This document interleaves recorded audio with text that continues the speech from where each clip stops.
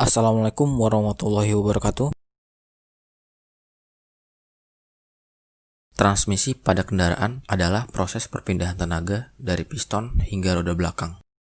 Setiap kendaraan harus memiliki transmisi karena putaran dari poros engkol tidak dapat langsung dipakai di ban belakang karena keterbatasan torsi yang dihasilkan pada poros engkol.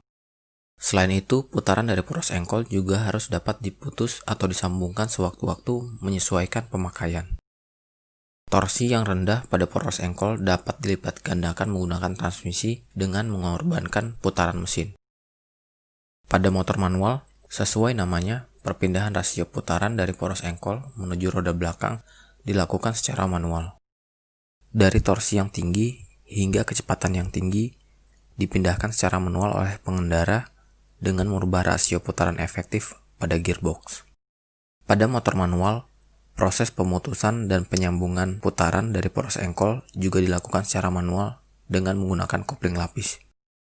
Sementara pada motor matic yang menggunakan CVT, konversi torsi dilakukan dengan memanipulasi diameter putaran input dari kruk as pada puli primer dan diameter putaran output pada puli sekunder.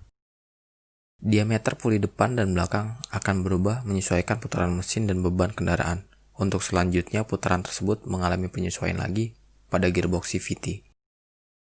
Proses pemutusan dan penyambungan putaran kruk as pada CVT terjadi secara otomatis.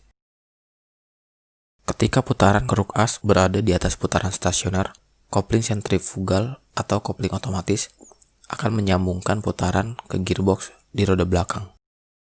Dan yang terakhir, pada motor semi otomatis, perpindahan rasio transmisi dilakukan secara manual dengan memindahkan gigi oleh pengguna. Sementara, proses pemutusan putaran mesin dilakukan secara otomatis oleh kopling sentrifugal pada putaran rendah. Ketiga transmisi tersebut memiliki kekurangan dan kelebihannya masing-masing. Kita bisa nilai dari efisiensi transmisi, performa, dan konsumsi bahan bakarnya. Efisiensi transmisi dihitung dari daya akhir di roda belakang dibandingkan dengan daya yang dihasilkan pada kruk as.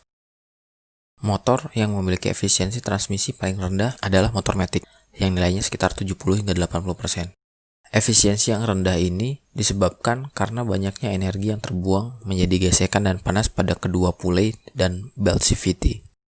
Dan yang memiliki efisiensi transmisi paling tinggi adalah motor manual, yang efisiensi minimalnya adalah 83%, dan maksimalnya hingga 87%. Sementara motor semi otomatis memiliki efisiensi yang hampir sama dengan motor manual, karena sistem transmisinya yang juga mirip. Adanya tambahan kopling sentrifugal ikut mengurangi tenaga, karena adanya tambahan gesekan, meskipun nilainya kecil. Sementara jika dibandingkan konsumsi BBM-nya dengan motor lain yang memiliki kapasitas mesin yang sama, motor manual adalah motor yang paling boros, karena transmisi manual identik dengan motor sport. Meskipun transmisinya memiliki efisiensi yang tinggi, tapi sistem penghasil tenaganya dirancang untuk menghasilkan performa yang setinggi mungkin, dengan mengesampingkan konsumsi bahan bakar.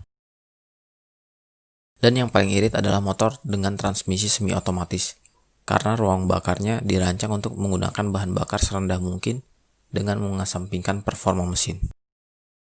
Motor matic memiliki konsumsi BBM yang lebih baik daripada motor manual. Bahkan ada yang hampir menyamai keiritan motor semi otomatis. Jika dibandingkan performanya dalam hal ini akselerasi, motor manual memiliki akselerasi terbaik karena sistem transmisinya mampu memberikan respon yang baik antara perpindahan putaran mesin dan roda belakang. Sementara motor semi otomatis memiliki akselerasi yang paling lamban. Hal ini kemungkinan karena rancangan ruang bakarnya dirancang untuk mengkonsumsi energi serendah mungkin. Sementara motor matic memiliki akselerasi yang sangat baik, bahkan ada yang dapat mencapai kecepatan 60 km per jam di bawah 5 detik seperti motor sport.